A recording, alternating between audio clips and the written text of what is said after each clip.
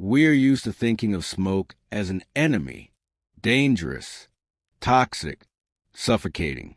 Today, any house without ventilation or chimney feels like a deadly trap. But what if, in the Middle Ages, smoke was not a problem, but a solution? For centuries, millions of people lived in houses without chimneys, lit fires directly in the center of their homes, and deliberately allowed smoke to slowly fill the space beneath the roof. And contrary to our expectations, these homes did not die out, did not burn down every winter, and did not turn into breeding ground for disease. On the contrary, smoke was one of the key technologies of survival. It heated, protected, preserved, and extended the life of the house. And medieval people understood this perfectly well. To grasp this, we must forget the image of thick black smoke from a fire. What we are talking about is slow, warm, semi-transparent smoke from a smoldering hearth, which rose upward and lingered beneath the roof for hours. This kind of smoke was part of the architecture. A central hearth without a chimney was not primitiveness and not a mistake. It was a deliberate choice.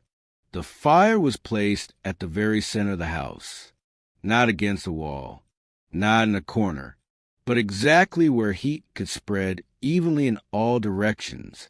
The smoke rose upward, accumulated beneath the roof ridge, and only slowly escaped outside, through gaps in the thatch, straw, or a small opening. As a result, two layers formed inside the house. Below, relatively clean, warm air for living. Above, a dense layer of smoke that performed several vital functions at once. The first and most obvious was heat. Smoke is not just a byproduct of combustion.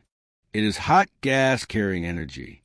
By lingering beneath the roof, it heated the rafters, beams, and thatch. And a warm roof is the key to surviving winter.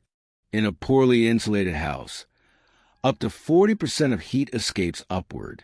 Medieval smoke turned the roof from a source of heat loss into a massive heat reservoir. Heated beams and straw continue to slowly release warmth back into the living space, long after the fire had died down. But heat was only the beginning. The second function of smoke was less obvious, but far more important in the long term: preservation. Smoke contained resins, phenols, and organic acids, the same substances we still use today, to smoke meat and fish. Now imagine this. The roof of a house was exposed to this smoke for years. Straw, reeds, wooden beams were gradually impregnated with smoke compounds. This made them less attractive to insects, nearly inedible for mice and rats, resistant to mold and fungi, far slower to rot. In essence, the house smoked itself. Modern studies show that smoked wood lasts many times longer than untreated wood. Medieval peasants did not know chemical formulas, but they knew the result. Smoke preserved the house.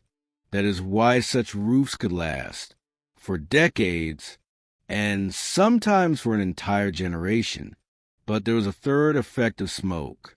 That seems paradoxical today. It made the house cleaner. And this is where the most unexpected part begins. The smoke in a medieval house was not just a byproduct of the fire. It was a silent guardian, carefully integrated into the architecture, protecting both people and their environment in ways we now consider highly innovative. In a world without modern medicine or pest control, smoke served multiple essential functions. It prevented disease, deterred insects, preserved food, and even helped maintain the structural integrity of the home. At the heart of the system was the central hearth, the same hearth that warmed the living space. Unlike modern chimneys, medieval houses often had no direct outlet for smoke. The smoke rose slowly through the room, filling the upper layers of the house before escaping through a small hole in the roof. This design was not accidental. It created a protective layer over the interior. The warm, smoky air rising above the inhabitants acted as a barrier against the cold air that might seep through walls, cracks, or the thatched roof. The heat trapped beneath the smoke kept the room consistently warmer, creating a natural thermal cushion. But the smoke's value extended far beyond warmth. Insects and pests were a constant threat. Flies, beetles, and other small creatures could damage stored food, contaminate water, and spread disease. The smoke acted as a natural insect repellent. The chemical compounds produced by burning wood, phenols, creosote, and resins, coated the wooden beams, the roof thatch, and even the walls. These compounds were toxic to many insects, discouraging nesting and feeding.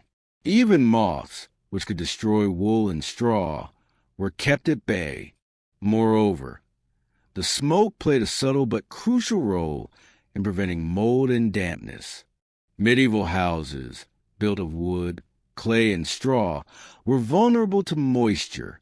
During long winters, condensation could accumulate on beams or walls, weakening the structure and promoting decay. Smoke, slowly pervading the room, acted as a preservative. The heat and chemical properties of the smoke dried surfaces, preventing moisture accumulation, while also slightly sterilizing the air. Bacteria and molds found it difficult to thrive in such conditions. The smoke also contributed to food preservation. Meats, fish, and even grain stored near the hearth were exposed to the gentle haze. Smoke acted as a mild curing agent. Its chemical components, combined with the warm, dry environment of the upper layers of the house, slowed down bacterial growth. This simple technology allowed families to extend the shelf life of their limited food supply through the harsh winter months, a critical factor for survival. Interestingly, the benefits of smoke were social and psychological as well. Living in a smoke-filled house created a shared experience, a connection between the inhabitants.